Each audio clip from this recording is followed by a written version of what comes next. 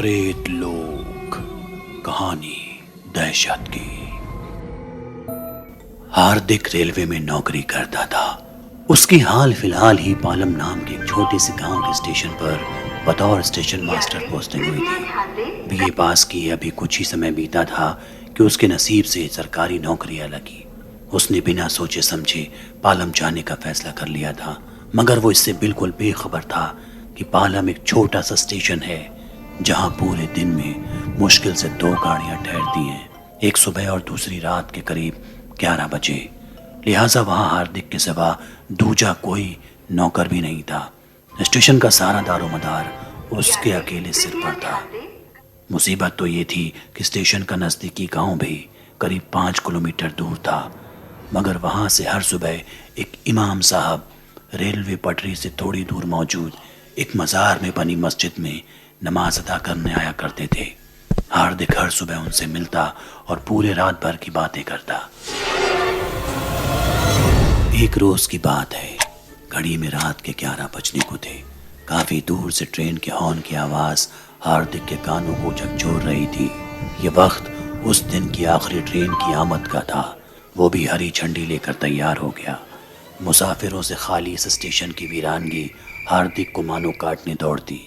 यहाँ train horn बजाए धीरे धीरे प्लेटफॉर्म का फासला तय कर रही थी कि तभी अचानक धप की एक जोरदार आवाज आई और ट्रेन वहीं ठहर गई। हैरत अंगेज नजरों से हार्दिक ट्रेन को गोले जा रहा था। ना मालूम अचानक वहां क्या हुआ था। यही सोचते हुए वो ट्रेन की तरफ दौड़ पड़ा।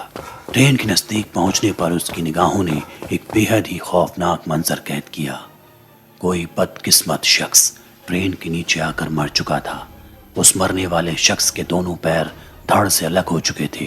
ट्रेन के पहियों ने उसके मांस के चिथड़ों को रेतों में घोल दिया था। ट्रेन के ज्यादातर मुसाफिर नजरों के सामने पेश इस मंजर को देख खौफ में थे। ट्रेन में मौजूद औरतों की तबीयत बिगड़ने लगी।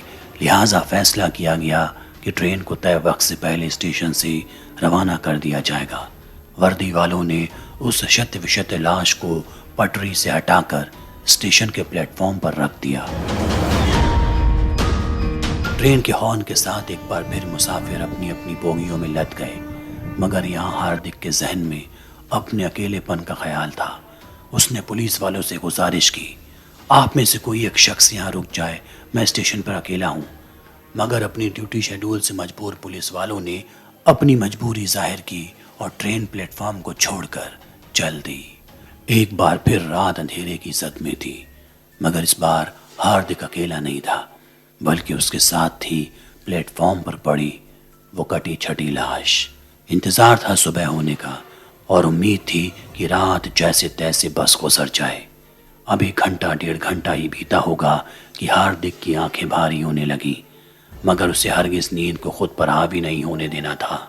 उसे बड़े बूढ़ों की जुबान आज भी याद थी कि चाहे कुछ भी हो जाए, मैयत के करीब रहते किसी भी सूरत में नींद से फासला रखना जरूरी है, क्योंकि अगर लाश के करीब कोई सोया तो लाश में काले साए दाखिल हो जाते हैं।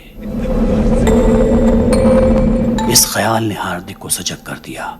उसे डर तो बहुत लग रहा था, लेकिन कुछ ही मिनटों में उसकी आंख लग गई। नींद के आगोश में गए अभी करीब 1 घंटा बीता होगा कि अचानक उसे कुछ अजीब सी कचर कचर की आवाज आई। ऐसा लगा मानो कोई मांस को चबा रहा हो। वो फौरन अपने केबिन से बाहर निकला। बाहर लाश बिल्कुल सलामत थी, मगर वहां कुछ था जो बेहद अजीब था। दरअसल जहां लाश को रखा गया था वो अब वहां से काफी दूर पड़ी थी। ये वाक्य बेहद अजीब था। उसके जहन में बुरे ख्याल तो थे, मगर वो उसे नजरअंदाज करते हुए अपने कमरे की तरफ बढ़ गया। यही वक्त था कि तभी पीछे की खामोशी एक बेचैनी भरी आवाज में तब्दील हो गई। ऐसा लगा मानो कोई भागते हुए उसके पीछे आ रहा हो। उसने पलट कर देखा, शुक्र है वहां कोई नहीं था। उसने फिर अपने कदम संभालते हुए धीरे धीरे आगे बढ़ाए कि तभी सामने प्लेटफॉर्म पर उसी लाश का कटा हुआ सिर दिखाई दिया। वीरानगी के इस आलम में यह डरावना मंजर जिस्म से जान निकालने वाला था।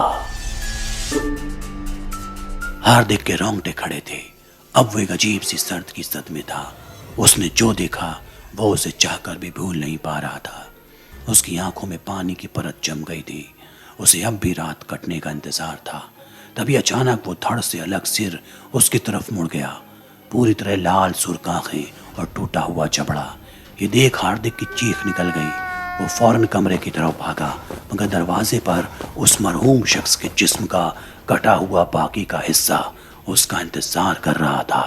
شاید یہ وقت ہاردک کا آخری وقت ہو سکتا تھا۔ ہاردک کو مدد کی ضرورت تھی، مگر حلق میں قید الفاظ اس کی تنہائی پر کارگر ثابت ہو رہے تھے۔ تبھی اس کی نظر اسٹیشن کے پاس موجود اس درگاہ پر پڑی اور وہ بنا کسی دوجے خیال کے فوراً اس درگاہ کے دروازے پر جا پہنچا۔ اس نے ہمت کی اور پلٹ کر ایک بار اور لاش کو اپنے قریب آتے دیکھا۔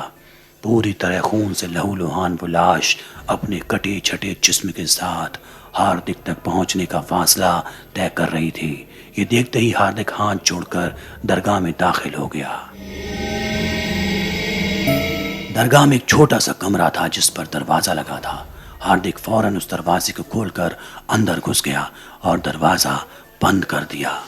اس کی لمبی لمبی کھینچتی ہوئی سانسیں عجیب دہشت نما منظر پیش کر رہی تھی، اور اس سانسوں کی آواز اس کالے سائے کو پریشان کر رہی تھی۔ وہ زور زور سے درگاہ کے باہر چیخ رہا تھا۔ کالی رات میں اس کی آوازوں کی گونج بے حد ڈراونی تھی، مگر باوجود اس کے وہ لاش درگاہ میں داخل نہیں ہو پا رہی تھی۔ اس کی لاکھ کوششوں کے باوجود بھی ہاردک نے خود کو اس کمرے میں قید کر لیا۔ وہ درگاہ میں بیٹھ کر بھگوان سے پرارتھنا کر رہا تھا، اور اسی کشمکش میں اس کی آنکھیں بند ہو گئیں۔ اگلے دن صبح کی اذان سے اس کی آنکھ کھلی۔ چاروں طرف خاموشی تھی۔ اس نے اس سے پہلے بھی کئی دفعہ امام صاحب کو صبح کی اذان دیتے ہوئے سنا تھا، مگر آج اس آواز میں بہت کچھ الگ تھا۔ اس آواز میں خاموشی تھی، تنہائی کا ایک منظر تھا، اور تھا ایک عجیب سا سکون بھرا احساس۔ کچھ ہی دیر میں امام صاحب بھی اس کے قریب پہنچ گئے اور اس کی حالت کی وجہ پوچھنے لگے۔ اس نے بھی ہر روز کی طرح اس صبح بھی پورے رات کی بات امام صاحب سے ظاہر کی۔ یہ بات پورے گاؤں کو بتائی گئی اور فیصلہ کیا گیا کہ ہاردک کو جان سے مارنے کے ارادے سے آیا وہ کالا سایہ پھر لوٹ سکتا ہے۔ ایسے میں ہاردک تبھی محفوظ رہے گا جب وہ اس ریلوے اسٹیشن سے دور رہے گا۔ اسی فیصلے کے بعد ہاردک نے ہمیشہ ہمیشہ کے لیے وہ اسٹیشن اور گاؤں چھوڑ دیا۔